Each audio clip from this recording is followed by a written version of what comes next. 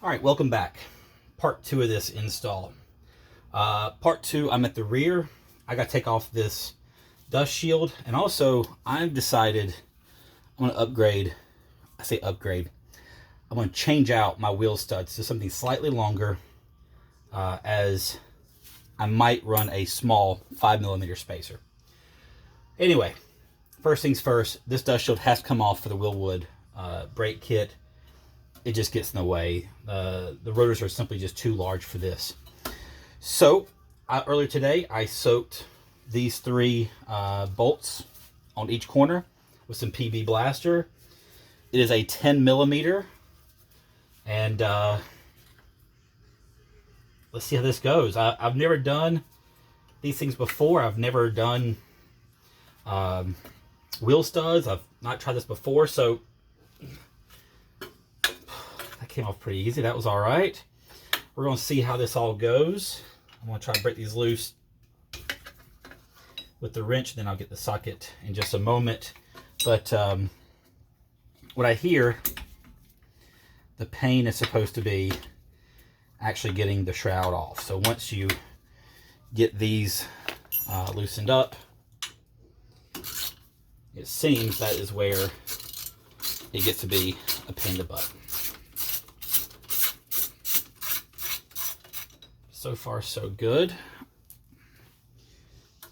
Some people have talked about having issues getting these out without breaking a bolt, which is why I decided to let them soak in some PB Blaster for a couple of hours while I ran out, did some errands, had to go shopping for my father and father-in-law, pick them up something. All right, so those are loose. Today I actually went out to an estate sale. I found some tin snips. Never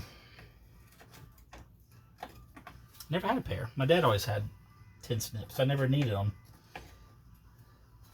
So let's see how these things work. Not how they work as in how do they function, but how they work for this job.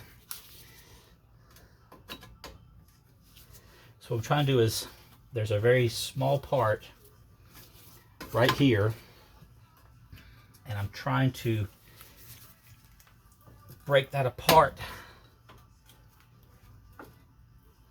Oh, these are not doing good.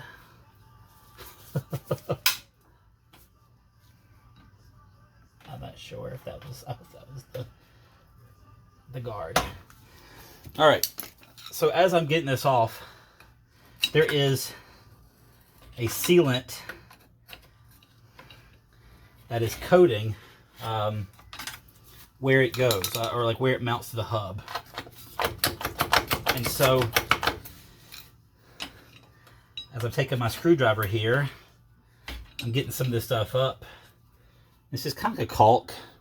It's kind of a caulk sealant. It's been here for 30-something years. So it's not really, it's not as bad as it once was. Maybe it's lost some of its adhesion properties and qualities.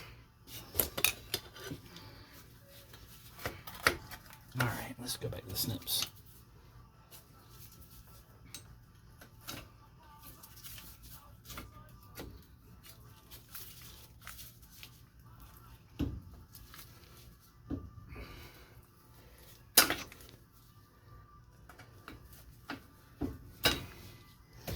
I gotta be honest with you, this is not going smooth.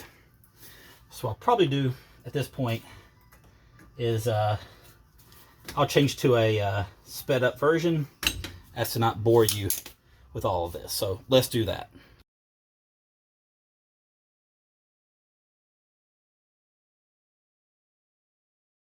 All right, so after a couple minutes of prying around, this thing is about to come off, and it wasn't that bad. I'm not gonna leave. Wasn't as bad as I was expecting it to be, being truthful with you. I thought it'd be a lot more difficult. I don't have a pry bar, I have a flathead wrench. So I didn't know how it was going to go. So that part's done. Now, let's get to the other part. I have never in my life changed out a wheel stud. Never had the need. Again, knock on wood, things have been all right. but I watched some YouTube videos, as you are currently doing, and it seems straightforward. We'll see. I got these wheel studs from Rock Auto. They are the Dorman, what is it, M12 by 1.5, and they're 55 millimeters long. A little bit longer than the factory ones, maybe by 10 millimeters, give or take. Sorry, I am trying to take off some more of that sealant while I'm speaking. Push that back out a little bit. All right, so we understand it. I'm gonna take my hammer here. I'm gonna bash this thing, and it's supposed to pop out. And then after that part, I will take my new wheel stud, and I will use this nut and some washers and reinstall that way. So let's see. I don't know how this is going to go. That was actually really simple. And kind of seeing a size comparison, stock versus the other. All right, so that's out. Let's see if I can put this new one in. So I'm going to slide it through, which this is already. There you go.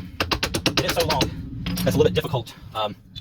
Seems a little bit difficult to get in through the clearance around. So put this on here. It gives us the M12 stud. So of course an M12 nut. I'll use my cordless impact, a 19 millimeter socket, and let's see how this goes. That did not work at all. I'm not in there enough. That's what he said. Let's try this again. No. Okay. So I am doing something wrong here. So I should get that nut off. And have that on there. All right. So first attempt.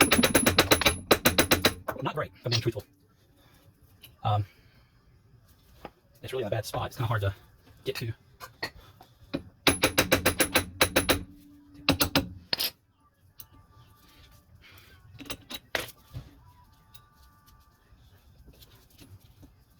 Oh, I'm gonna pick them now. Let's see.